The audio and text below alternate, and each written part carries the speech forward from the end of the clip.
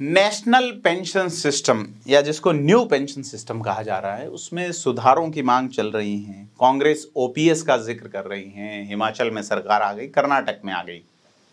मांग है, इस मांग के बीच केंद्र सरकार की ओर से यूनिफाइड पेंशन स्कीम यानी यूपीएस को मंजूरी दे दी गई है।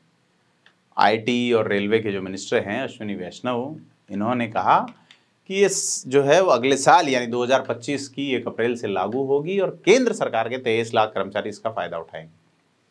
अब सवाल ये है कि कर्मचारी ओपीएस मांग रहे हैं, तो एनपीएस सरकार देना चाह रही थी।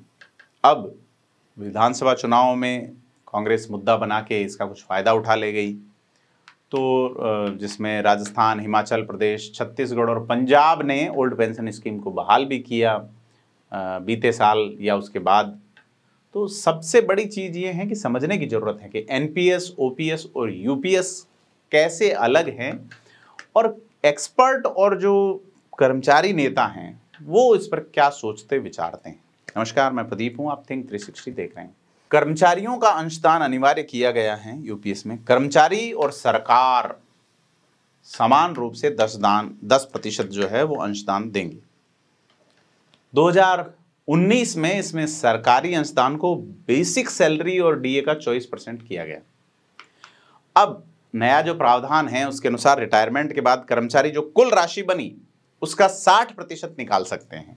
जैसे कि एक कर्मचारी हैं, जब रिटायर हो रहे हैं उस वक्त उनकी जो सेविंग हैं बीमा एवं प्रावधाई की जो भी, उसका 60% निकाल सकते हैं। बाकी 40% को सार्वजनिक क्षेत्र के बैंक, फाइनेंशियल इंस्टीट्यूशन और निजी कंपनियों की ओर से प्रमोट किए गए पेंशन फंड मैनेजर्स की स्कीम में लगाना अनिवार्य बना दिया गया। अब जो कंपनियों के लिए भी आप इनके अलावा बाकी जो 40% या 60% निकाल सकते हैं, जो भी आपका, जैसे कि आपके 1 करोड़ रुपए बनते हैं उसमें से आप 60 लाख निकाल सकते हैं। 40% को आपको इन्वेस्टमेंट करना होगा। और इन्वेस्टमेंट कहाँ? जो सार्वजनिक क्षेत्र के बैंक हैं, सार्वजनिक क्षेत्र की वित्तीय संस्थाएं हैं और निजी कंपनियों की ओर से प्रमोटेड पेंशन फंड मैनेजर्स की स्कीम है उसमें। तो अब इसमें जो स्कीम दी गई उसमें लोवेस्ट से हाईएस्ट जोखिम के आधार पर आप चुनाव कर सकते हैं कि किस तरीके से आप जो इन्वेस्टमेंट है और इन्वेस्टमेंट का आउटकम जो है उसको कैसे। लेकिन सरकारी कर्मचारी यूनियन कहते हैं कि जब एनपीएस को लागू किया गया तो इसे ओपीएस से बेहतर बताया गया। तो लेकिन जो 2004 के बाद भर्ती होने वाले लोग जो रिटायर हो रहे हैं उन्हें मामूली पेंशन मिल रही है। इसके अलावा कर्मचारियों को अपना अंशदान देना पड़ रहा है, जबकि ओपीएस में पेंशन सरकार की ओर से मुहैया कराई गई। तो बड़ा सवाल यह है कि कर्मचारी खुद ही अपना हिस्सा एक लंबे समय तक कटवाता है और फिर उस पर भी शर्त है निकालने पे कि आप यहीं कर सकते हैं। कर्मचारी ये कह रहे हैं कि जो नया यूपीएस लाया है उसमें कर्मचारी के अपने अंशदान को निकालने को लेके स्पष्ट जानकारी कि भाई आप जो 10% काट रहे हैं या जितना भी कटवा रहे हैं उसको लेके अभी तक कोई इंफॉर्मेशन नहीं है, क्योंकि यूपीएस में ग्रेच्युटी के अलावा नौकरी छोड़ने पर एक मुश्त रकम दिए जाने का प्रावधान है और साथ ही कर्मचारियों के हर 6 महीने की सेवा पर मूल वेतन और महंगाई भत्ते का 10वां हिस्सा जो है उसके रूप में रहेगा, इसकी गणना की जाएगी।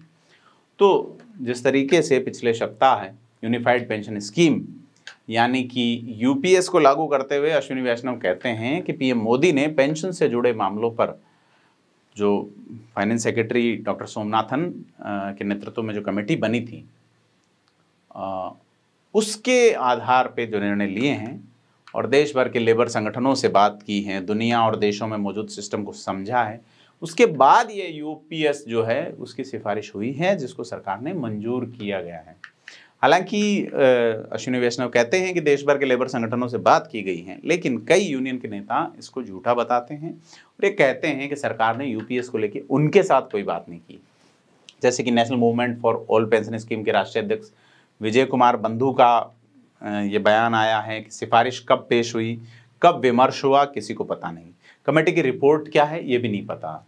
तो सारी चीज़ें जो है कि वो लोग जब एनपीएस के बदले ओल्ड पेंशन स्कीम की बहाली का एक इवेंट चला रहे हैं, यूनियन एक प्रोग्राम चला रहे हैं, एक आंदोलन चला रहे हैं, ऐसे में सरकार क्यों नहीं बात कर रही? पहले कहते हैं पीएम मोदी को उन्होंने कई चिट्ठियां लिखी लेकिन जवाब नहीं मिला।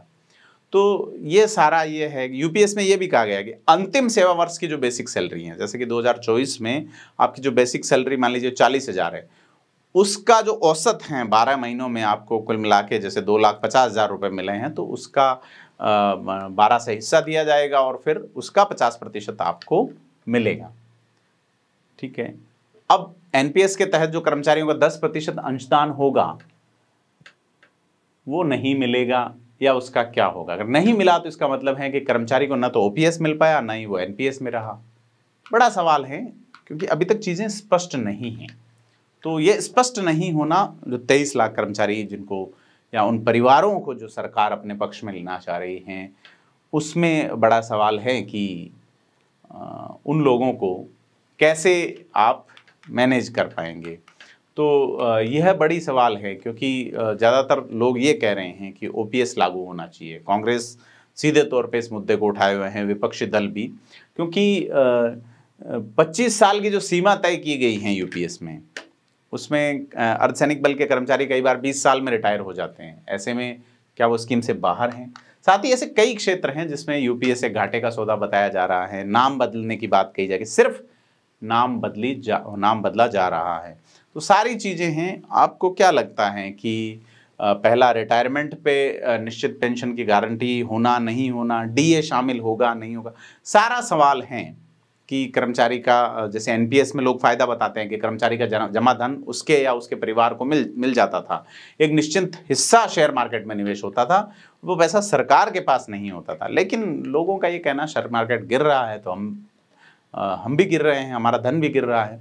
तो सारा ये है कि कर्मचारियों का जो पैसा है उन्हें वापस कर दिया जाए, और सरकार जो अंशदान करती है उसे वो वापस ले ले, और इसके एवज में पुरानी वाली पेंशन के बराबर पेंशन दे दे।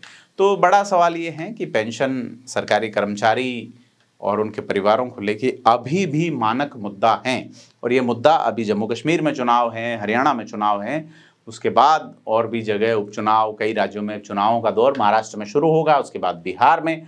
तमाम सवाल यह है कि क्या वाकई में यह जो संगठन, यह जो पेंशन स्कीम है यूपीएस, यह ओपीएस की जो डिमांड थी उसको कहीं ओमिट कर पाएगी या नहीं कर पाएगी? आपको क्या लगता है? कमेंट करके बताएं। वीडियो को लाइक, शेयर, सब्सक्राइब करो। धन्यवाद।